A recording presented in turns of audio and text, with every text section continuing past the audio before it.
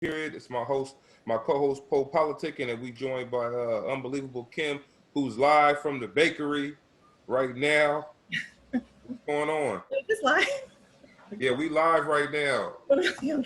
The video is not live. We record the audio separately from the video, so the audio portion of it will be live.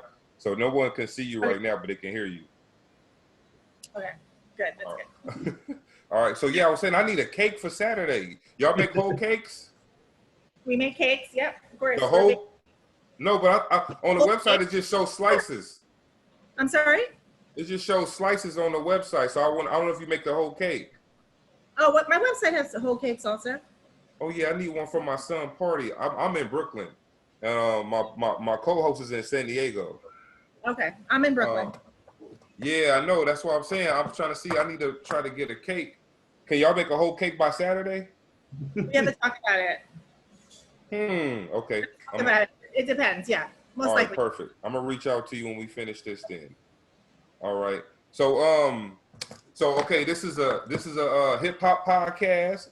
And Okay. And we also talk to like entrepreneurs and stuff like that. So can you tell us a little bit how you got started with the bakery? Or tell us a little bit about yourself first. Like where you from? I see it. I was gonna say the first thing I was gonna say why they call you unbelievable, but I kind of see why. Cause I see it said Ivy Leaguer, entrepreneur, just a lot of stuff. So I was like, Well, my name is Kim Van, and I'm the owner of the bakery on Bergen. In terms of my name, Unbelievable Kim, it's actually a name that I chose to pay homage to my late father, who was in the music industry. Actually, he was a Grammy Award-winning writer and producer. He wrote the song called "Power of Love, Love Power" for Luther Vandross.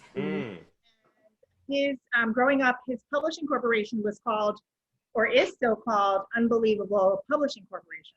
Okay. And so I chose that to pay homage to my late father. Well, so I'm all off. Yeah. Sorry about that. You thought it was because you had some Yeah, I was like, because you went to Ivy League school and all that. I was like, okay, that's probably why. Yeah. So how long have you had the bakery? So I had my 6-year anniversary this summer. Oh yeah, I gotta come by there. You know, I got a barber off of Vanderbilt. Okay. And his name is I forgot. Well, my barber cuts there, but I forgot Nico was the name of the barbershop. Nico's barbershop on Vanderbilt, right before you hit Atlantic. But it's Vanderbilt and Atlantic?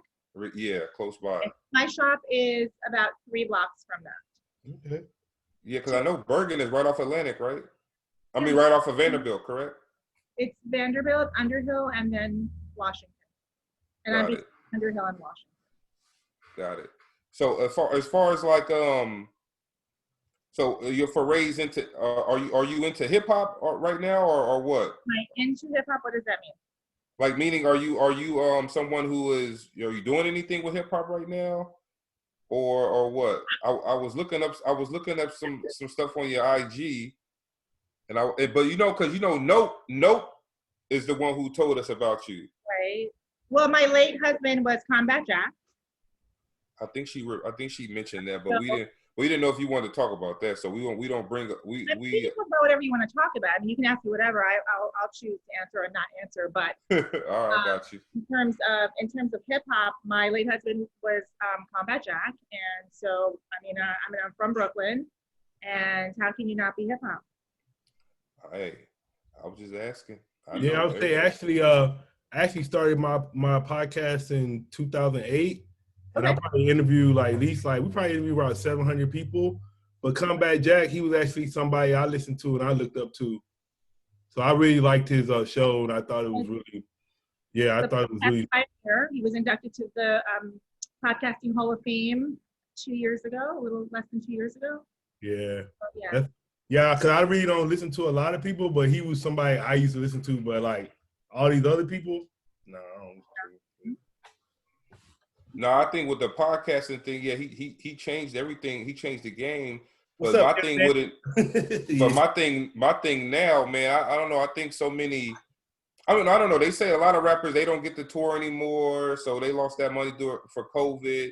So now all of them want to start a podcast, but I just feel like they do it all for, some of them do it for the wrong reason, just to get the money. But I think people who really truly podcast for the love of it, some of them get shafted out of the deal. If Jadakiss want to start a podcast today, you know. I mean, the thing that's great about podcasts and then also not so great about podcasts is that anybody can do one. So it's like True. a blessing and a curse at the same time. I agree.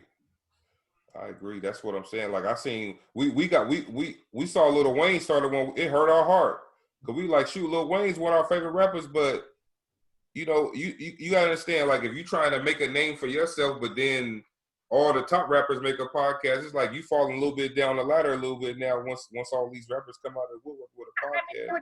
I don't know if that's necessarily true. I mean, because you are a rapper doesn't necessarily mean that you can be a good podcast. I agree. And I think there's room for everyone when it comes to all disciplines. And if you're able to find your niche and find your audience, I think you can be successful. It doesn't really matter who you are. Again, it's the blessing and curse. Yeah, you just gotta stay, because the main thing is, I mean, it's sure with your business too, it's consistency. So it's like, who's gonna keep doing it, die in, die out, keep doing it for years to come and produce quality? Again, my father used to say that people actually buy people. And so I believe him with regard to that. That is true. There are so many bakeries, but my product is outstanding. But I also think I bring a certain level of customer service and professionalism to what I do. And my hashtag is that we're more than a bakery. So I think, again, I like to view the world as there being room and resources enough for everyone. So I don't really, not into competition really. And I think everyone can make their own path. Yeah, I agree. Has COVID affect your business any, or did you have to adjust your business due to COVID? Yeah, I mean, COVID definitely affected my business because it affected my life. I got sick in, I think like around March. It was probably COVID because I'm never sick. And so I shut down my business for about 6 weeks. And then I reopened, and I've gotten a lot of support from the neighborhood, from my peers, from the hip hop industry, from all types of people who I think want to see small businesses thrive. I think they want to see women of color thrive and Black businesses thrive. Yes, yeah, I know. That's what I said. I said, man, when I found out about the bakery, I said, I'm mad. I haven't went before. Because, you know, I mean, like I said, it's a lot of bakeries here, but, you know, it's special when you can go to one that's Black owned and they got good products. So yeah, well, you have time. You can definitely. But so go ahead, Paul. I was reading your life coach. And my other business, I have two businesses. One is that I'm the owner of the bakery, and the other is that I am a private tutor and student life coach. So what do you do with what are like some of the things you teach? Well, I mean, because I've been tutoring for so long, inevitably, with my style of tutoring, I have a holistic approach to tutoring. So my specialty is math, but if I'm tutoring you for math, I want to get to know you beyond your difficulties with math. And so I'm able to be a better tutor when I have the whole picture. It's kind of like if you go to the doctor and you're having chest pains, your doctor needs to know kind of more about you. They need to know your lifestyle, your sleeping habits, your exercise habits, etc. And so oftentimes I end up becoming the student's life coach, not in all cases, but in many cases. And so I just attach that to my title because that's what I become. So I've tutored actually a few students. I've tutored some people in the industry. Like I tutored Justine Sky. I don't know if you're familiar with her. I homeschooled her for 3 years, and I also homeschooled another group that was signed to Rick Rubin's label. They're not really doing much now. Hopefully they will in the future, but I homeschooled them as well. They were called the Skins.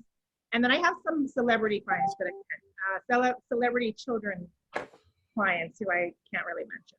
So are you doing virtual learning? You've been doing virtual learning? Well, now I do. Now I have to do virtual learning. Yeah. Before it was mostly, one-on-one. And then sometimes, some of these students will travel outside of the state and outside of the country. And so I was doing online prior to the pandemic. But now it's virtual, and then I can do one-on-one because I can tutor out of people's houses, and I also tutor out of my bakery as well. So as long as it's a social distance, one-on-one or one with two people, I'm still able to do that now. Yeah, when I was going to LIU Brooklyn for a little bit, and a professor taught me something real good about, real smart about math. Well, he was saying that math is one of those things where you gotta, like you were saying, you gotta know the person before you teach it to them, because a lot of people teach math one way, but some people don't get it that way that you teach it. If that makes any sense, right? It's like, I think that's with any discipline. It doesn't matter if it's math or English or history or whatever it is, or writing or whatever it is in your life. I think you are more effective if you understand the person that you're talking to. I agree with that. It's more, you're more effective the more you know about your guest before the guest comes on to be interviewed, right? Oh yeah, definitely. Yeah, we gotta do some research on them, huh? With that. So yeah, we gotta do some research on them, or yeah. I mean, the questions are going to be more in depth. They're going to be more interesting. They're going to be more, you know, it's just the more research or the more you know about the subject matter, whether that's a person or whatever else, it's just going to be, I think, more effective. Got it. And at the bakery, what's your bestseller? My bestseller is our chocolate chip cookie with smoked sea salt. I also have a Mary J. Blondie and a Foxy Brownie and Angela Rumye cake. Oh, okay. Yeah, those all sound good. Yeah, those hip. Yes, I feel that. And also let's turn to hip hop. So right now we ask everybody who's your top 5 in hip hop. I'm like the wrong person to ask that question, but I'll give you the top 5, I guess. I don't know. I like Drake. Okay. I like Nas. I like I don't know. I'm like not really the person for this. Okay, let's say Nas, Drake, Biggie, Jay. I mean, everyone says the same thing, right? Jay and I gotta pick a female. Oh yeah, that's gonna be Cardi B. Cardi B. Okay. Yeah, I fool with Cardi B. I like, or Nicki Minaj. Yes, a lot you could choose from with female rappers. I'm yeah, I mean, I like new artists. I like new artists, but I, obviously like old artists as well. So who's some of the new artists you listening to right now? I mean, I'm listening. I like to listen to a lot of things that are current. Of course, I really like Pop Smoke. That's a love one, Yeah. I like The Baby. I like Meg Thee Stallion. I like Cardi B. Man, Pop Smoke album. Man, my favorite song. So we can talk about that real quick. My favorite song off the Pop Smoke is, I like Yeah Yeah. Queen Naija remixed it. Okay. Yeah, she got a remix out on that track. I know everybody like what's the song? What you know about love? People love that one. Yeah. And the mood swings. Yeah, the thing about that particular, that what do you call them nowadays? What do we call them? What do we call them? That particular song? No, his latest, whatever. Ain't it like reach for the stars? I forget what it's called. But anyway, reach for the stars, shoot for the moon. I like the songs. I feel like when you play them over and over, they grow on you.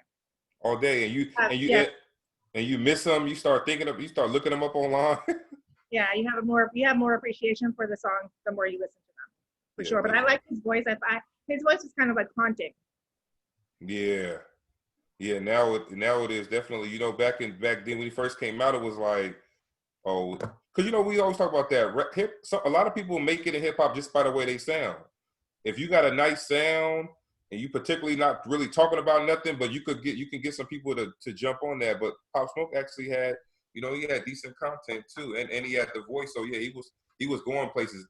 Like my wife, she say, damn, I can't believe he was only 20 when she listened to his music. Right. Because it's like, damn, that he was talking about some nice stuff, and he was only 20 years old. Right. I guess his life had. Some people can argue that people like that. The universe has bigger picture for things. So some people could argue that in his 20 years he experienced more, so that he could give more because he passed away. Me and Poe talk about that all the time on the show. what happens? Like, what's the purpose, or what happens after you pass away? And a lot of people feel like, you know, we are souls inhabiting the body. The body is from the dirt. We just souls that inhabit it, and when we pass, the souls go on. But I learned, someone told me souls don't have a gender. The body has a gender. As a gender or agenda? Gender. Yeah, the souls don't have a gender, so we just all souls at the end in heaven, or wherever you believe you go when you pass on. What do you think about that? And I suppose that could be true. I mean, our bodies are really just our shell, and our souls are our spirits, and so I guess that could be true. Why not? No, I agree. Yeah, it's just something that we like to talk about. You know, what happens at the end. You know, I will ask you, did you plan on opening any other bakeries up or any other businesses up? Teacher, I actually was thinking the other day I was maybe going to look for a space and leave my space still as the production kitchen, and maybe acquire a smaller space just to do like cupcakes and cookies. So yeah, I'm always thinking about more ideas and expansion. I think as an entrepreneur, that's something that you're always thinking about doing. Are you shipping anything yet? I do ship, yes. I can ship cheese. Doesn't really make sense to me to ship the cakes because it's probably going to cost you more to ship it, right? And the cake costs. So I think like for now, I'm just doing I'm doing cookies. Cookies? I can ship cookies. Yeah. Hey, I might get some, man. My wife ordered some damn banana pudding from New York all the way to California. I was like, why did you do that? It was like $50. I was like, that didn't make no sense to me, but yeah, I feel like certain things you can probably find a local person to do it. Some other things, like to me, our cookie game is like crazy, and so since we can ship them, also, it's like why not get it from out of state? Yeah, definitely. Y'all heard of Pizza Pusher out there yet? Say again, please. Pizza Pusher, y'all heard of him? It's like the weed pizza. I think it's out there in New York. It's like the weed cannabis pizza. Well, I mean, no, I haven't heard of that, but I mean, I certainly something I will plan on doing as soon as it's legalized in New York. So it's not legal right now. That's something that I don't do. Definitely. And outside of like the life coaching and the bakery, or what are some other things you're working on? I think that's enough to work on. I'm a mom of 4. I'm a widow. I think that's enough. No, I hear you. I hear you. I hear you. I'm pretty big. I was gonna ask you how you doing all that with 4 kids. It's probably hard enough doing being a mom of 4 kids. Yeah, I mean, my children are a little bit older, so you know the older ones are self-sufficient. My middle son is actually running for city council. Wow. In 36 in Brooklyn. That's North Heights and Bed-Stuy. So if there's something else, I'm helping him a little bit with that as well. And so yeah. Well, I saw you. I was asking you earlier. I saw you said Ivy Leaguer. So what school you went to? I went to Columbia. I actually went to Barnard College at Columbia University. I'm saying, what do you think about how they had all them celebrities was paying for the kids to go through school a little while ago? I probably think of however, who does anybody have a different opinion about that? Isn't there one real opinion to have about that? I mean, that's not cool. Like you should not do that. Yeah, my problem is like you got like I'm talking about people of color. We sitting there competing, like really going hard competing, and then you got people like they just paying them and they going graduating, and then the people that's getting the jobs. So it's kind of crazy. Yeah, I mean it's already in keeping with the system that those who have privilege and power have access to things that people that are disenfranchised do not. And so it's really in keeping with the narrative of that. So I don't really see how anybody can disagree with I don't see how anybody can agree with that practice. I don't even think that the privileged people will say that they subscribe to that type of way of getting ahead. Yeah, because you got like me and Leo, we were veterans. So we was both in the Marines, and we both, we went 4 years in the military to go to college. And then you got people doing that. It's like shit. We could have died in the Marine Corps. Yeah. But also, I used to work at the Barclays Bank at 42nd Street, and you know the only people that they were hiring at these firms are people that went to Dartmouth, Brown, Yale, Columbia, Harvard. So the mess up thing about it is how you know that person that go to LIU ain't a good fit for the company. But also double back, if you got people that's paying to go to that school, to Dartmouth, Yale, and all of that, like you said, it's keeping that cycle going to where the people who are less fortunate won't ever have something to leave behind. Because I think with us, that's the biggest thing with us. We don't have a history. We don't have a legacy. We don't have anything that generated that generational wealth. You know, I saw a story. I agree that we don't have a history and that we don't have a legacy. We indeed have a history and we also have a legacy. No, I meant generational wealth. Actually, that's my fault. Have, I guess, conventional generational wealth, although some people do. I think some Black people do have generational wealth. I think the majority of Black people do not have generational wealth. I think what we do have that is wealthy is we have ourselves as resources. You talk about am I hip hop? What, you know, hip hop in and of itself, that is our culture. And so our ideas and our creativity is what inspires culture and the economy on some level. So I always make this joke. I was like, if there were no Black culture, we would have nothing to do. Yeah, that's the truth. In terms of wealth, maybe you're right. I think that we have to start thinking about how wealthy we are as people, as Black people. We are very wealthy because what we produce makes a lot of money. Lots of wealth. I think we need to think about how we can have that wealth, how we can hold on to that wealth and make sure it circulates amongst ourselves as well as other people. But we need to make sure we take care of ourselves first. It's like the proverbial oxygen mask in the airplane. You have to put that on first before you put it on your child. Definitely. So I think we need to take care of ourselves first, and then we can spread the love. I think oftentimes it happens the other way around, which is why we're left without. No, I always felt like, why don't the good college, the good high school players could just, I think you could start, because you can start there. The good high school players, they could not go to Alabama, they could not go to Tennessee, they can go to Grambling, they can go to Southern, or they can go to the HBCUs, because like they say, you're gonna force them to make a change because they need you to make that money for that big name college. That big name college sports program is making a lot of money off the hard work from us. But some people say, nah, they don't want to mess up their future going to NFL. But I say, look, if everybody that's good go to Grambling and Southern, you're gonna force them to have to pay attention to that movement that's going on. Would you agree with that? Oh yeah, I agree with that. But it has to be a collective that agrees with that. It can't just be one person. Right. I seen one kid. He said he'll go to he's gonna forego going to Kentucky. He's gonna go to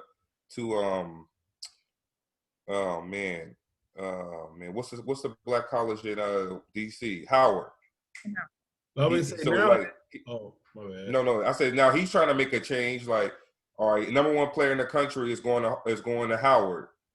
Now, is anyone else going to follow him, or is he going to be the one that does it? So I think that's what everybody's looking at now.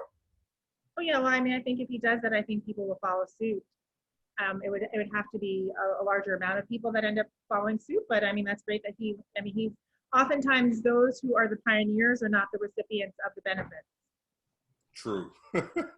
That's good. That's a good nugget right there. What you were saying, Paul?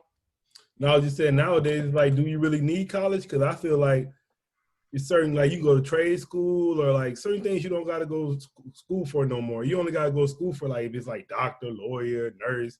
But if it's like some like people talking about I'm going to school to be a writer, it's like, who write? Shit, you know, shit like that. You know, but I don't know. I'm like, you don't got to go to school for that no more. It's like I agree with that. I think that's something that the pandemic has definitely shown us as well. Definitely. Definitely. Even it's shown us that we don't have to go into the office. True. Exactly. Do a lot of stuff. And put a spin on a lot of what we deemed being normalcy and what we quote unquote need. I agree with that. especially looking at the city. Like the city, I said New York is almost back. We just all got masks on now. And when it The city is. yeah, it looks like we back a little bit. I mean, it's just everybody wearing their mask now. You can go in any store you want to now. Everybody. I don't go to work yet because they got us. Go ahead. I'm sorry. It's a little different. You're in Brooklyn? Are you from Brooklyn? I've been in Brooklyn since 2012. I got out I got out the Marines in 2012. My wife is from Brooklyn, so she didn't want to. I'm from Sacramento. Okay. She didn't want to come back here, but I wanted to. I said, you know what? I want to see the city. I want to live in the Big Apple. I was just talking. She was like, "You gonna learn?" So yeah. We got here, and I said, "I want to see 42nd Street." We got here maybe at like midnight. And she said, "You don't want to see 42nd Street right now?" I said, "Take me. I want to see it." Yeah, I didn't want to see it though. When I got there, I was like, "What's this? This is crazy." But yeah, 8 years later, I'm still here. But yeah, now the city, yeah, it looked like it's back. But I'm still at home. I don't think it's back. It's not back. It's not the same. The feel, right? It don't feel the same. I agree with that. It don't feel the same at all. It's like. Yeah, it's weird. I mean, like anything else, nothing stays the same, right? So we're just evolving right now, and who knows what's going to happen. I think that we, Brooklyn, New York City, we are strong. We're like, it sounds cliche, but we are strong people. We are resilient people. We are people that are able to make things happen, even amidst adversity. So. Right. This is my city. Brooklyn is my hometown, so I'm always gonna represent Brooklyn, and I'm always gonna say good things about Brooklyn. But Brooklyn is very special. I feel people from Brooklyn are quite special as well. And so this is just a little bump in the road. And will we be back? I wouldn't use the term back because I don't think it's going to ever be the same. But I think it could be just as good, if not better. So you like what they say? They say in the new normal. Is that something? It's normal, but I think life is always the new normal.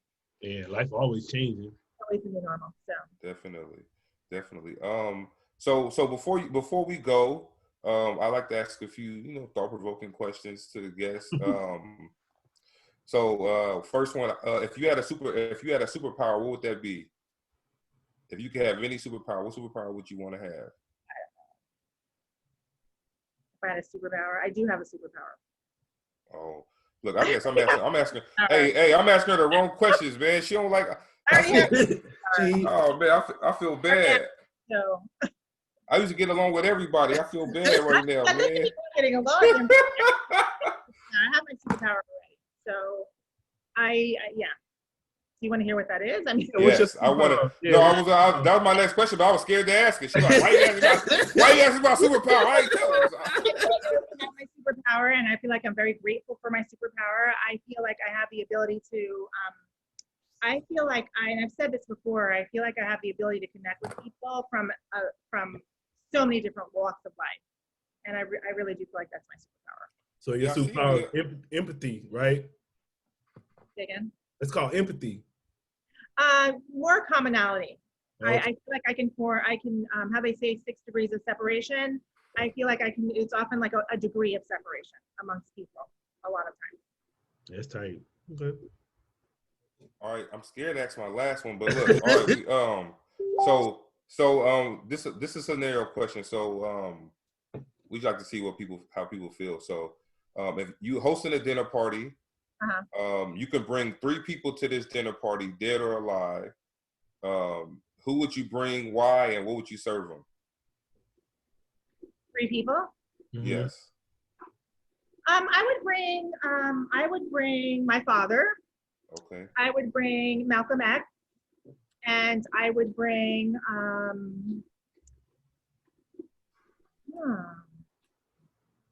Got her. I don't know. I would have to bring in a woman. I don't know. Harriet Tubman? I don't know. No, that's a good dinner party. What you gonna serve them? Yeah. What would I serve them? I would just serve them something really yummy. So, Like, yo, let me take y'all to this bakery real quick. Jump in the car. I would just serve them really something yummy. I wouldn't even eat something specific. I'm a foodie. I would serve them really delicious food, so that the conversation would ebb and flow really naturally and make them feel very comfortable. And that way, I could get to know. I would be able to see the interaction and then get to learn. Definitely. Hey, I say, how often do you listen to Power of Love? I listen to it a lot. Yeah. That's a really my deep dad song. that years ago. It's an amazing song. If you listen to the words in the song, they make sense at, I think, any point in your life. And it's just a simple but powerful song. Did you ever ask your dad about that song? I didn't have to ask him about it. I understood exactly what he meant and what he was saying. There's so much, it's simple. There's power in love. Again, we're learning that too, where that's being forced for us. It's being an awareness that we know this, but I think that's another thing the pandemic has shown us, right? It's kind of like the silver lining. It's, you have to really nurture those that you love, and there's power in that. That's all that matters, really, at the end of the day. I mean, it's important, but it's important to have gratitude, and it's important not to take that for granted. That's hard. That's tight. Yeah, I definitely agree with that. But we appreciate having you on. I know you're busy at work today.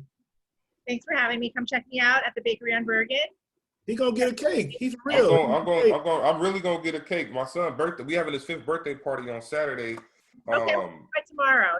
We're open at 1 until late. Like I said, I'm here now. So it's just 740 Bergen, which is Bergen Street between Washington and Underhill, right in the heart. I know. Yeah, right in the heart. Yeah. Yeah, we appreciate you though. So yeah, thank you again. You know. Bye. All right, bye. See you later. Yeah, hold on. Let me stop the. Yeah, you was right. She was trying to get out of there. I know they about to get off work too. I was like, you still? I'm recording. Yeah, you are.